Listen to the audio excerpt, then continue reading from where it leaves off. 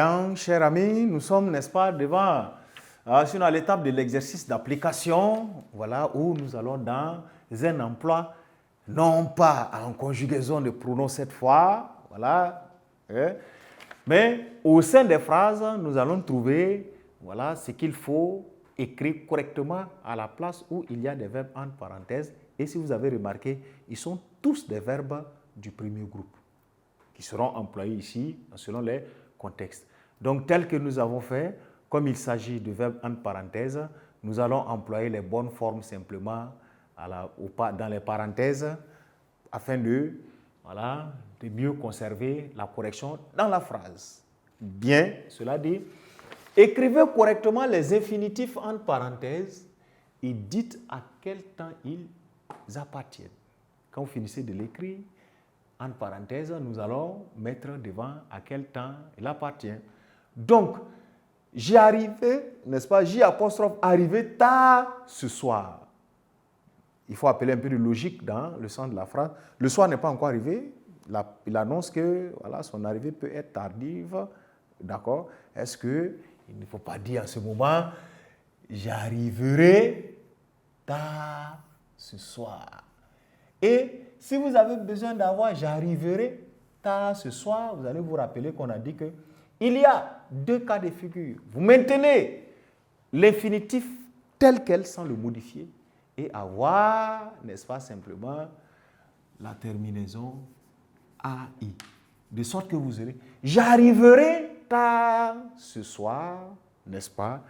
Et il s'agit de préciser à quel temps ils appartiennent. Nous avons là un futur simple,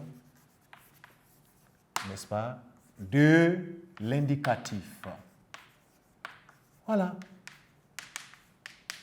Parce que, est-ce que s'il s'agit de quelque chose il annonce pour ce soir son arrivée, donc naturellement vous allez faire un emploi du futur simple de l'indicatif. J'arriverai, si on fait pourtant un emploi du futur simple, on va avoir à décider, à garder l'infinitif entier plus la terminaison AI ou simplement décider de garder le radical j'arrive et avoir la terminaison heuré. Si c'est à l'autre personne, on allait voir heura, troisième personne heura, etc. Très bien. Si nous y sommes, hier, il a appelé le juge. Attention, vous avez un verbe du premier groupe encore ici, sa terminaison là. Il est question maintenant de conjuguer ou d'écrire en tout cas correctement parce que l'infinitif entre parenthèses ne serait pas bien écrit ou en tout cas bien à sa place. Ainsi, vous voyez, hier, il a appelé. Vous ne sentez pas que l'auxiliaire avoir est conjugué à la troisième personne du singulier ici au présent de l'indicatif? C'est un participe passé du verbe là qu'il faut ici, si bien que, je vais effacer,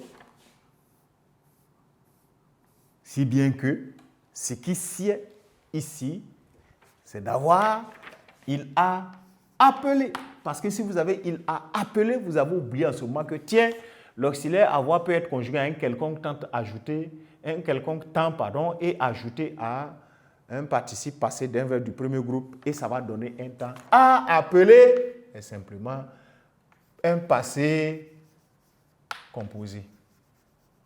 Donc, hier, il a appelé. Voilà, passé composé. Il a appelé, voilà, le juge. Et dans la phrase qui suivante, la phrase qui suit, les FDS avaient réinstallé un autre village déplacé. Regardez, les forces de défense et de sécurité avaient réinstallé.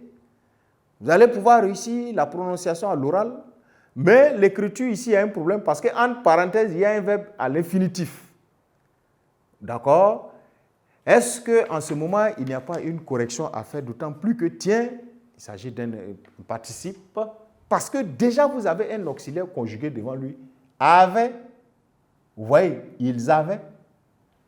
Donc, c'est certainement, voilà, ça veut dire c'est sans doute alors que le temps, et sinon, l'écriture correcte, comme il est demandé d'écrire correctement les infinitifs, qu'il faut ici, c'est réinstaller avec accent aigu. Ça nous donne quoi? Lorsqu'on a réinstallé avec un autre verbe conjugué ici, avait installé, il s'agit maintenant de dire ce qu'avait installé. Le FDS avait réinstallé, vous avez là, plus que parfait. Voilà. Et pour terminer, manger ton repas et avaler tes médicaments. Tu te portais bien dans peu de temps. Ce n'est pas encore arrivé. Vous avez compris? Ici, vous avez là, mange ton repas et avale, n'est-ce pas? Avale tes médicaments. Tu te portais bien dans peu de temps.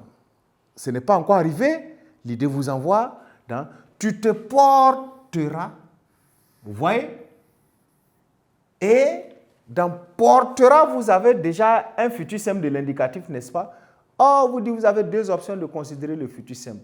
Aussi facilement que ça, tu te porteras bien dans peu de temps. Essayons d'analyser cela. Attention, il ne faut pas vous tromper.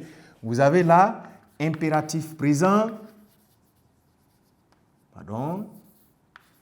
Impératif présent. Voilà. Plus mange, avale, c'est le mot d'impératif. Attention, ce n'est pas le présent de l'indicatif. Vous voyez? Il faut manger ton repas.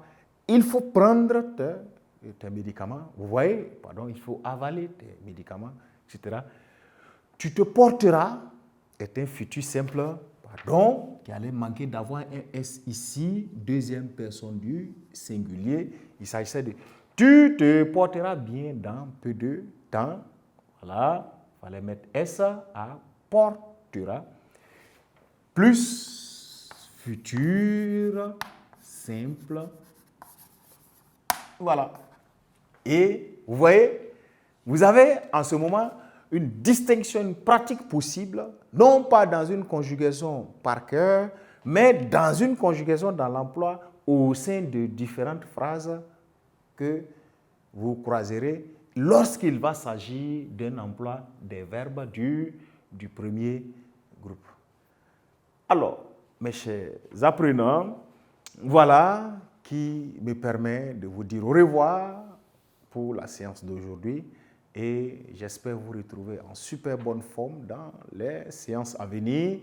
Et d'ici à là, portez-vous très bien, n'est-ce pas, au cœur des différentes révisions.